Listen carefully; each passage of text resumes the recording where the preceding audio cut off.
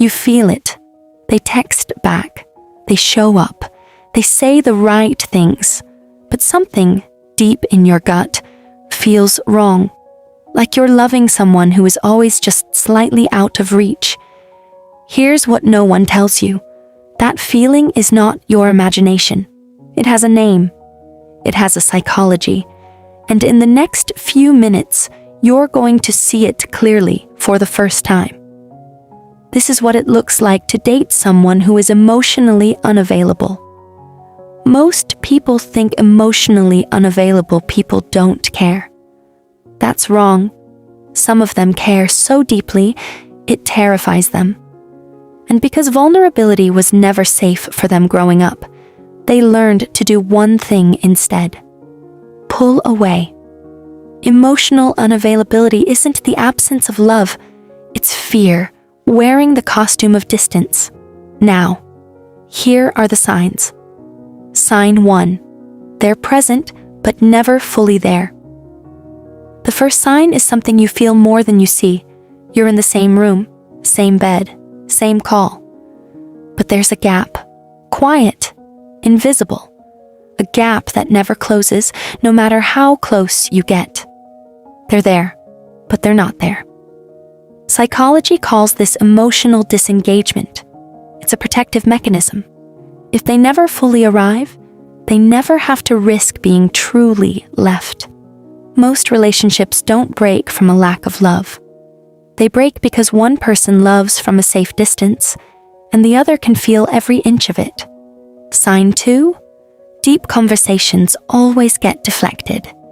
You try to talk about the relationship, about the future, about how you feel, and somehow the conversation changes. They go quiet, or defensive, or suddenly they're busy. This isn't carelessness. This is a trained response. An emotionally unavailable person has learned, often from childhood, that emotional depth leads to pain. So the moment a conversation goes deep, an alarm goes off inside them, and their first instinct is to shut the door. If someone consistently redirects, minimizes, or disappears when vulnerability is required, that is not a communication style. That is emotional armor. Sign 3. They pull away right when things get real. Things are going well. Really well. And then they go cold. Shorter messages. Harder to reach. More distant. You wonder what you did wrong. You didn't do anything. What happened is the closeness scared them. Intimacy, for an emotionally unavailable person, doesn't feel like safety. It feels like a threat. So right when love asks them to come closer, they run. Psychology has a name for this: avoidant attachment. It explains why someone who genuinely cares about you still keeps you at arm's length, not to hurt you, but to protect themselves. Sign 4, their words and actions never match. They say, "I care about you." But they don't ask how you're doing. They say, "You matter to me," but they disappear when you need them most. This is the most confusing sign because the words feel real, and sometimes they are real. But an emotionally unavailable person lives inside a gap between what they feel and what they can actually deliver. They mean what they say. They just can't close the distance between intention and action. Don't measure someone by who they say they want to be. Measure them by who they consistently show up as. Sign 5. Accountability feels like an attack. Try bringing up something they did that hurt you. Watch what happens. Not necessarily anger, but a pivot, an explanation that becomes an excuse, a way to make your pain about something else entirely. An emotionally unavailable person often never learns to sit with the discomfort of being wrong, because accountability requires emotional exposure, and emotional exposure is exactly what they've spent years avoiding.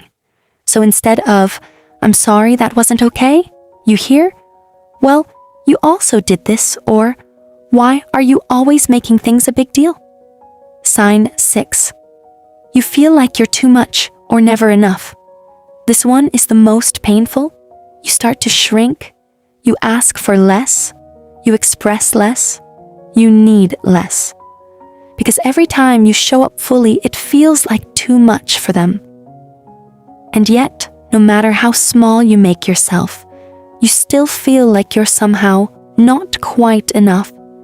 That is not about you.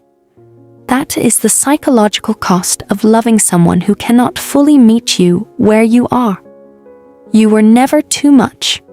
You were just with someone who had too little access to themselves. Sign 7. The relationship only goes as deep as they allow. Every relationship has a ceiling. In a healthy one, that ceiling keeps rising as trust grows. But with an emotionally unavailable person, the ceiling is fixed. The relationship can go wide. There can be good times, real laughter, something that looks exactly like love. But there is a line they will not cross, a depth they will not reach, and no amount of love on your part will open that door.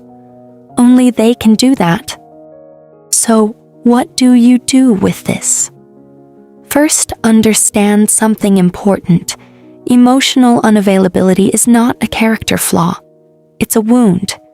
It usually comes from early experiences where vulnerability wasn't safe, where love came with conditions or came with pain. That doesn't mean you should stay and wait for someone to heal. It doesn't mean what they put you through is okay.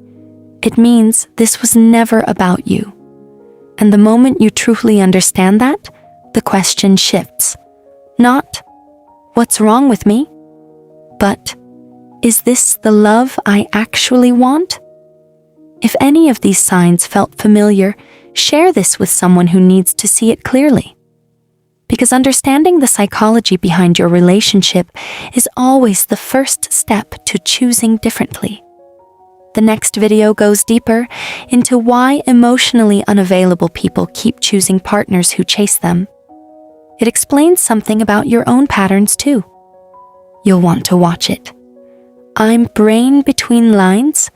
Subscribe, and I'll see you in the next one.